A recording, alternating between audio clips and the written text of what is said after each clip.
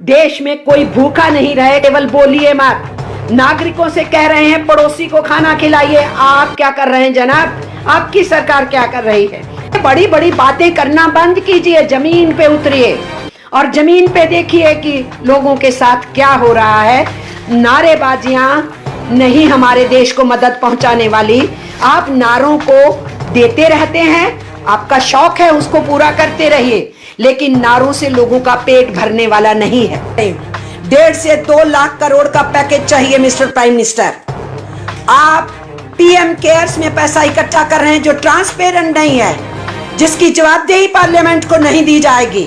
वो कितना आ रहा है, कहां खर्च हो रहा है, देश जानना चाहेगा। इस देश के अंदर कोई ये आवाज नहीं उठा सकता बताने के लिए कि हमारी क्या जरूरत है।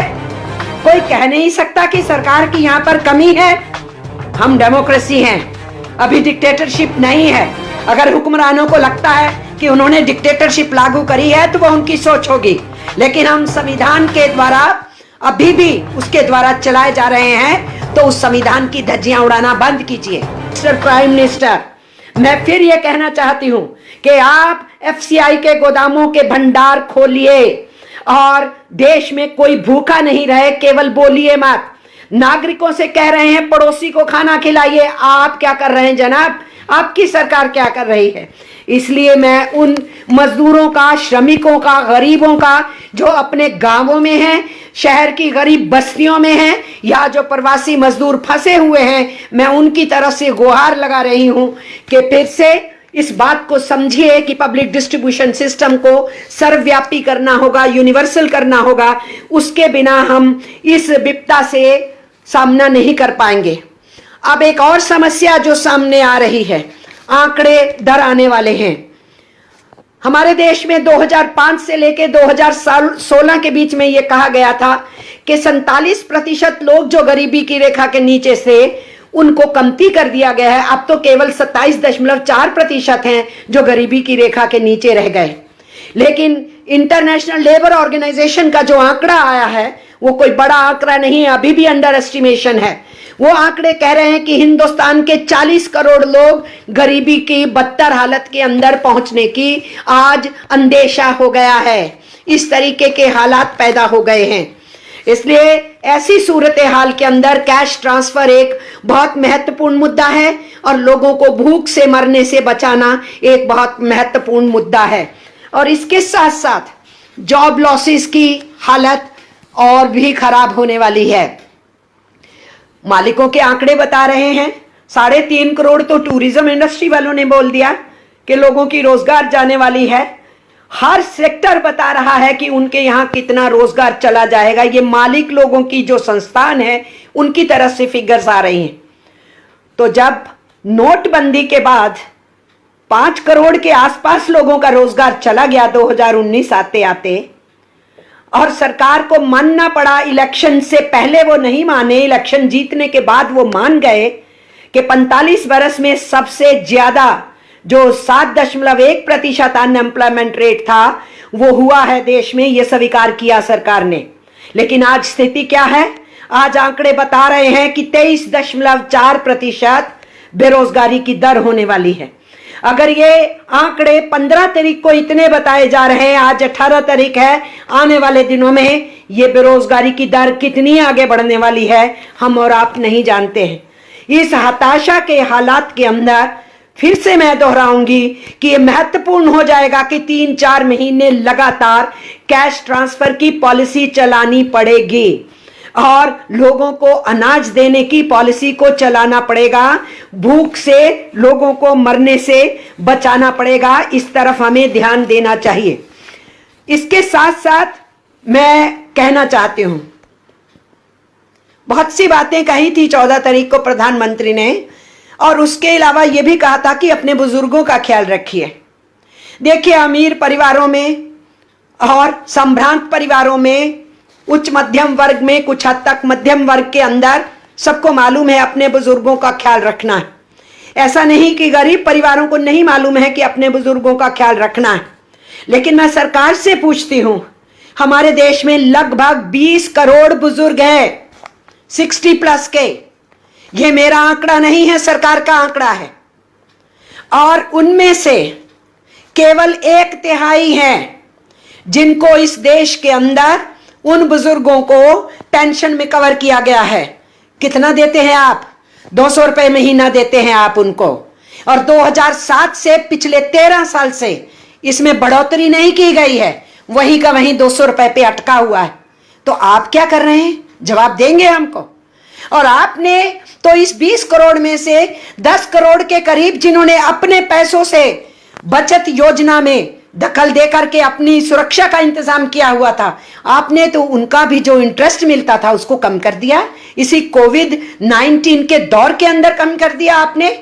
और उन परिवारों की जो मिडिल इनकम ग्रुप है, जो एफडीज बचा के रखते हैं, उनकी एफडीज के ऊपर आपने इंटरेस्ट रेट कम कर दिया।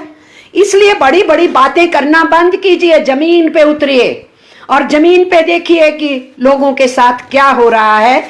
नारेबाजियां नहीं हमारे देश को मदद पहुंचाने वाली। आप नारों को देते रहते हैं, आपका शौक है उसको पूरा करते रहिए, लेकिन नारों से लोगों का पेट भरने वाला नहीं है।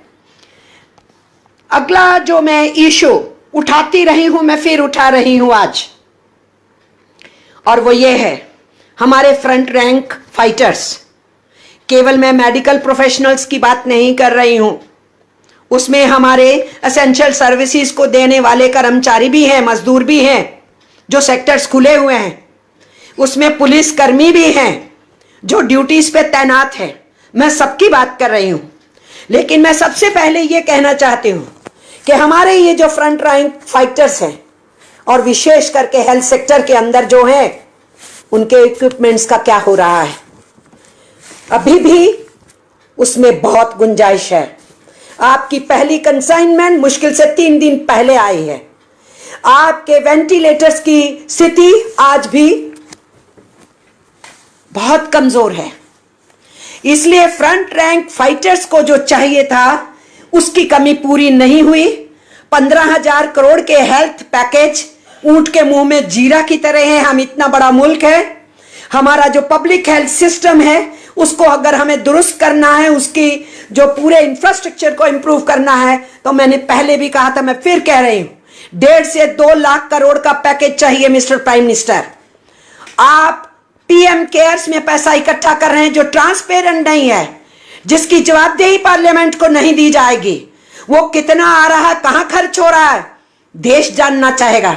और देश यह भी जानना चाहेगा कि हमारे इन कर्मियों के लिए जो फ्रंट रैंक फाइटर्स हैं या हॉस्पिटल सिस्टम के बाहर के फ्रंट रैंक फाइटर्स हैं, उनके लिए आप क्या इंतजाम कर रहे हैं।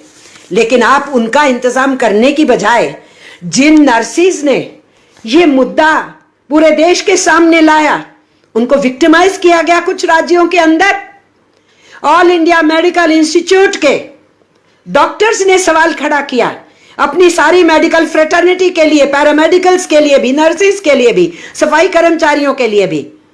तो रेजिडेंट वेलफेयर एसोसिएशन जो है, जो डॉक्टर्स की एसोसिएशन है, उनको पूरे देश के सामने आना पड़ा ये कहने के लिए कि प्यूनिटिव एक्शन शुरू हो गया उनके ऊपर। इस देश के अंदर कोई ये आवाज नहीं उठा सकता बताने के लिए कि हमारी क्या जरूरत है। कोई कह नहीं सकता कि सरकार की यहां पर कमी है। हम डेमोक्रेसी हैं, अभी डिक्टेटरशिप नहीं है। अगर हुक्मरानों को लगता है कि उन्होंने डिक्टेटरशिप लागू करी है तो वह उनकी सोच होगी, लेकिन हम संविधान के द्वारा अभी भी उसके द्वारा चलाए जा रहे हैं। तो उस संविधान की धज्जियां उड़ाना बंद कीजिए। और इतना ही नहीं, कुछ जगह पे आशा वर्कर्स के ऊपर एक्शन लिया गया और उनको डराया गया, धमकाया गया। जिन आशा वर्कर्स ने हमको अप्रोच किया कि हमारे ऊपर बहुत विपदा है, हमें इक्विपमेंट्स नहीं मिल रहा है, हमें मास्क नहीं मिलती है, हमें जबरदस्ती बिना मास्क के काम के लिए भेजा जा रहा है, तो जब हमने कहा आप हमें लिखित दीजिए हम पहुंचाएं, तो उन्होंने कहा नहीं, हमें कल से काम पे निकाल देंगे। हमें कह दिया गया है शिकायत करोगे तो खामियाजा भुगत लेना। और अभी क्या न्यूज चल रही है 2 दिन से कि हिंदू राव हॉस्पिटल के डॉक्टर ने जो कुछ दिन पहले वहां के डॉक्टर्स और नर्सिस की, पैरामेडिकल स्टाफ की ये व्यथा जाहिर की थी कि हमें इक्विपमेंट्स नहीं मिल रहे हैं, जल्दी जुटाइए। उसी डॉक्टर को किसी एनजीओ ने अप्रोच किया और कहा कि हम इक्विपमेंट्स देना चाहते हैं, मास्क देना चाहते हैं। उस डॉक्टर को कांटेक्ट किया गया, पीयूष को, डॉक्टर पीयूष को, और उस एनजीओ ने वो चीजें प्रोवाइड की। वो पहले से शिकायत कर रहा था कि ये होनी चाहिए। उसने कौन सा गुनाह किया? वो अपने घर नहीं ले गया, वो जनता में बांटने के लिए नहीं गया, वो उनको बेचने के लिए नहीं गया। उसने अपने ही हॉस्पिटल के स्टाफ को, जिनको उन मास्क की जरूरत थी, उसमें बांटा। और आप उसको नौकरी से निकालते हैं, आप उसको शो कॉज देते हैं। ये कौन सा रवैया है? हम ये जानना चाहते हैं और इसीलिए हम ये समझ रहे हैं। आवश्यकता इस बात की नहीं है कि जो आप पे उंगली उठाए आप उनके ऊपर एक्शन लेना शुरू कीजिए। आवश्यकता इस बात की है कि अगर कोई कमी बता रहा है तो उस कमी की तरफ ध्यान दे, उसका संज्ञान ले, उस कमी को दूर करें, उसकी जरूरत है। इसलिए ये थोथी बात मत कीजिए कि हम पूरे देश को साथ लेके चल रहे हैं। आप पूरे देश को लेके साथ नहीं चल रहे हैं। आपने तो पार्लियामेंट का साथ भी नहीं लिया है, आपने तो चीफ मिनिस्टर्स को भी नहीं पूछा था। और आज भी चीफ मिनिस्टर्स क्या कह रहे हैं कि हमारी जीएसटी की 4 महीने से किस्त सरकार ने नहीं दी है। आप उनके राशन के भंडार की जितनी उनको आवश्यकता होनी चाहिए नहीं दे रहे हैं। जो ज्यादा बांटने की जरूरत है वो आप नहीं दे रहे हैं। उनके जो जायज उनको पैसा बनता है वो आप नहीं दे रहे हैं। एक के बाद दूसरी सरकार की शिकायतें आ रही, केवल केरल सरकार से ही नहीं आ रही हैं, वो आप पूरी नहीं कर रहे हैं। लेकिन कोई आवाज उठाएगा तो आप उसके ऊपर एक्शन लेंगे। और ये केवल मेडिकल स्टाफ पे ही एक्शन नहीं है, इसी तरीके के एक्शंस हम देख रहे हैं कि अगर पुलिस कर्मियों में से भी किसी ने आवाज उठा दी तो उनको लाइन लगाया जा रहा है। ये सब क्या हो रहा है हम जानना चाहते हैं।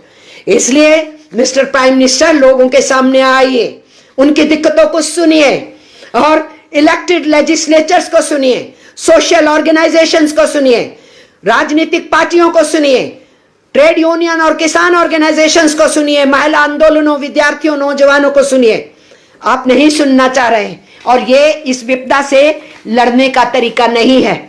इसलिए इस विपदा से लड़ना है तो टेस्टिंग पे भी थोड़ा ध्यान दीजिए, हॉस्पिटल सिस्टम को इंप्रूव कीजिए, सेफ्टी इक्विपमेंट्स दीजिए और प्यूनिटिव होने का, सजाएं देने का इस मौके के ऊपर अंकुश लगाइए। इस बात पे, इस पे रोकिए।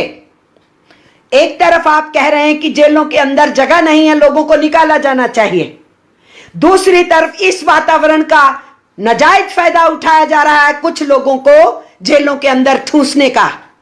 यह मानवाधिकार के हनन का प्रश्न है। इस टाइम पे जब आप पेंडेमिक का मुकाबला कर रहे हैं, जिसका मुकाबला मिलकर के पूरी सोसाइटी ने, हिंदुस्तान में ही नहीं करना, पूरी दुनिया ने करना है, लेकिन आपका रवैया ठीक नहीं है।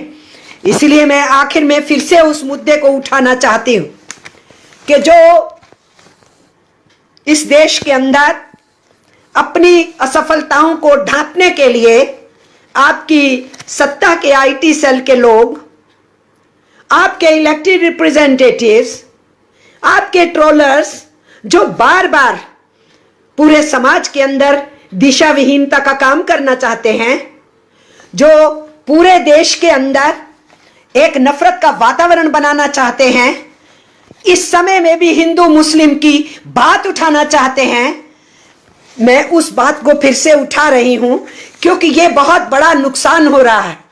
हमारे श्रमिकों पे हमले शुरू हो गए, कोई रेहड़ी पटरी वाले के ऊपर हमला करेगा, बगल में आप लगा सकते हैं रेहड़ी पटरी, आधार कार्ड दिखाइए, आप हिंदू हैं आप लगा के रखिए, आप आधार कार्ड दिखाइए, अच्छा आप मुस्लिम हैं आप नहीं लगा सकते। शर्म की बात तो यह है कि कुछ वीडियो देखे गए कि पुलिसकर्मी भी ऐसा करते पाए गए कहीं कहीं। मैं सारी पुलिस को दोष नहीं दे रही, लेकिन ये कम्युनलाइजेशन की प्रोसेस कहां तक पहुंचाई जा रही है कि आप दुकान नहीं लगाने देंगे, आप रेहड़ी पटरी नहीं लगाने देंगे। ये भेदभाव हमारे वर्कर्स के बीच में खड़ा करके आज आप मुस्लिम्स के बीच में ये वातावरण पैदा करना चाहते हैं कि वो आर्थिक तौर के ऊपर अपनी इकोनॉमिक एक्टिविटीज भी नहीं कर सकते हैं, कमाई भी नहीं कर सकते हैं, मेहनत करके अपने घर के लोगों को खाना भी नहीं खिला सकते हैं। अब श्रमिकों के ऊपर भी हमले शुरू हो गए। वो इस रूप से तो हो ही रहे हैं। इस वातावरण को इतना गंदला करने का पूरा मीडिया का जो एक हिस्सा है, जो प्रधानमंत्री और उनकी सरकार की नीतियों को छुपाने में लगा रहता है और उनकी हर गलती को छुपाने के लिए कोई नया रास्ता ढूंढता रहता है, इसलिए सत्ताधारियों की उन गलत नीतियों को छुपाने का जो रास्ता निकाला जाता है उसमें डुगडुगी बजाने लगता है। उस मीडिया ने कोई कसर नहीं छोड़ी तबलीगी के इस मामले को इस्तेमाल करने की। बांद्रा के अंदर मजदूर इकट्ठा होते हैं तो आपको रेलवे स्टेशन की बगल में एक मस्जिद नजर आती है, तो आप ये चलाना शुरू कर देते हैं कि लोग मस्जिद से निकल के आए। और उसी दिन 14 तारीख को सूरत में मजदूर निकल के आते हैं रेलवे स्टेशन के ऊपर, और वो देखा जा रहा है कि उनके पीछे एक मंदिर है, वो भी रेलवे स्टेशन के पास के मंदिर के नजदीक रेलवे स्टेशन के बाहर खड़े हैं। तो आपका मीडिया ये नहीं चलाता कि मंदिर से चले आ गए, ये सड़क के ऊपर डिस्टेंसिंग, फिजिकल डिस्टेंसिंग को तोड़ने के लिए आ गए। ये कवरेज का तरीका है जो हमारे देश के अंदर चलाया जा रहा है। इसलिए हम फिर से दोहराना चाहते हैं इस बात को कि इस तरीके की ट्रोलिंग करने वाले, नफरत फैलाने वालों के ऊपर मिस्टर प्राइम मिनिस्टर अंकुश लगाइए। पूरे देश को इस महामारी से मिलकर के लड़ाई लड़नी है और इसलिए चुनावी मोड से बाहर निकलिए, अपनी पार्टी को इस मोड से बाहर निकालिए। इस खबर को अभी लाइक करें, शेयर करें और ऑनलाइन न्यूज इंडिया की सभी खबरें अपने मोबाइल फोन पर सबसे पहले देखने के लिए अभी चैनल को सब्सक्राइब करें और घंटी जरूर दबाएं।